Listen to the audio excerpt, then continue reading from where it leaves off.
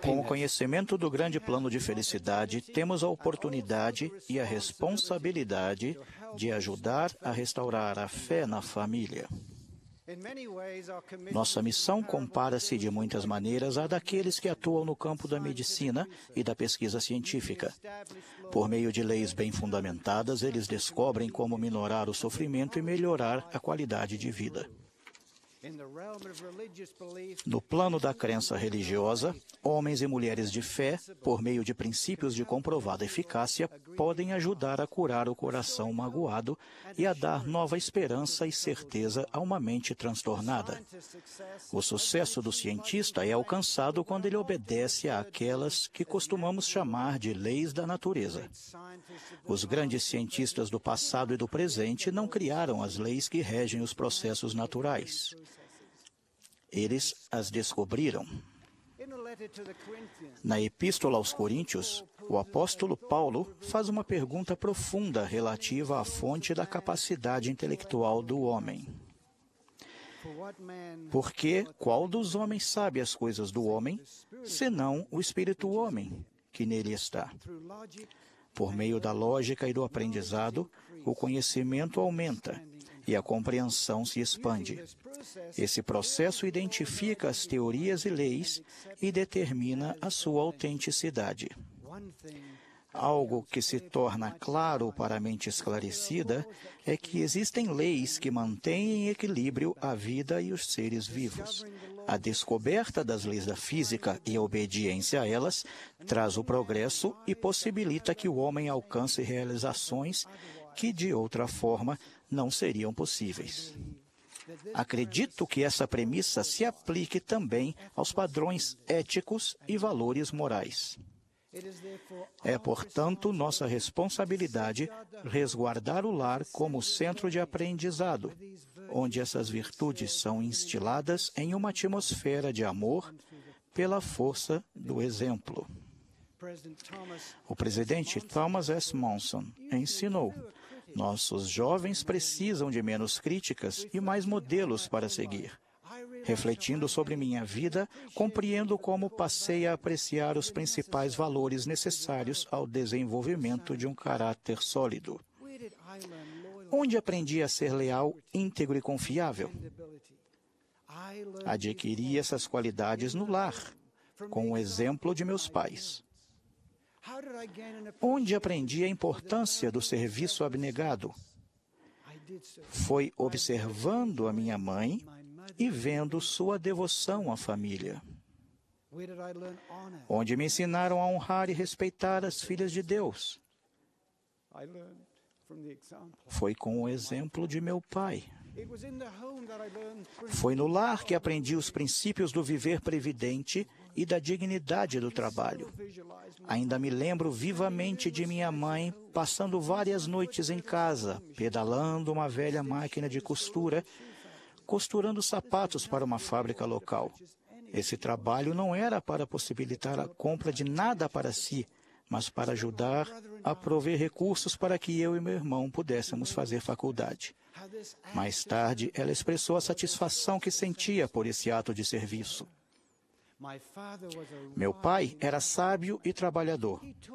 Ensinou-me a cortar madeira com um serrote, a consertar e trocar tomadas de aparelhos elétricos e também a fazer muitos outros trabalhos. Todas essas lições tinham um tema comum: nunca se satisfaça com nada menos que o melhor que puder fazer. Desenvolvi a habilidade de tomar decisões importantes conversando com meus pais e aprendendo com seus conselhos. Podemos acrescentar à lista responsabilidade, consideração pelos outros, determinação para alcançar metas de estudo, para mencionar apenas algumas coisas. O Evangelho restaurado de Jesus Cristo me foi apresentado quando ainda adolescente por Pamela, com quem me casei. Ela ajudou a transformar minha vida de melodia monotônica em sinfonia completa. Desfruto de 67 anos de felicidade no casamento e na vida familiar, 21 como filho e 46 como marido, coroando tudo isso com a alegria de ser pai e avô. O que mais poderia desejar? Em poucas palavras, desejaria que todos desfrutassem das mesmas oportunidades. Retornando aos ensinamentos de Paulo aos Coríntios, encontramos: assim também ninguém sabe as coisas de Deus, senão pelo Espírito de Deus. Ora, o homem natural não compreende as coisas de Deus, porque lhe parecem loucura, e não pode entendê-las, porque elas se discernem espiritualmente. O conhecimento científico é obtido principalmente por meio de pesquisas, da realização de experiências e pelo intelecto. Os discípulos de Cristo recebem testemunho estudando as palavras e observando as obras do Mestre, colocando os princípios em prática e por meio da inspiração. Há um espírito no homem, e a inspiração do Todo-Poderoso o faz entendido. Embora às vezes as verdades espirituais pareçam menos tangíveis, ao coração humilde seu impacto é inegável. É importante compreender que as leis da natureza não foram estabelecidas com base na popularidade. Elas foram estabelecidas e repousam sobre a rocha da realidade. Existem também verdades morais que não têm origem humana. Elas são o cerne de um plano divino e, quando são descobertas e aplicadas, dão-nos grande felicidade e esperança em nossa jornada mortal. Por exemplo, creio no que foi declarado em A Família, Proclamação ao Mundo, e também nas revelações divinas de que o casamento e a família são ordenados por Deus.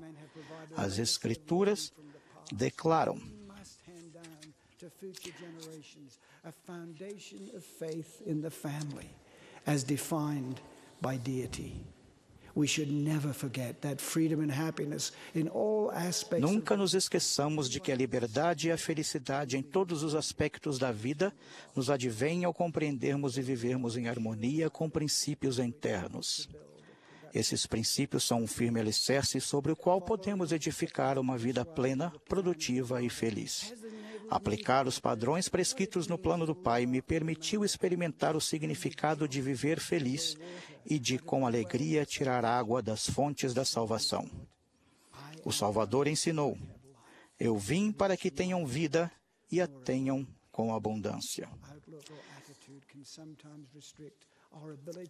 A maneira como encaramos o mundo ou nossas atitudes pode às vezes restringir nossa capacidade de desfrutar as maiores oportunidades da vida. Poderíamos perguntar: e aqueles que não tiveram uma atmosfera familiar positiva? As famílias estáveis são o vínculo que mantém a sociedade coesa, que beneficia toda a humanidade e também aqueles que vivem em circunstâncias menos favoráveis.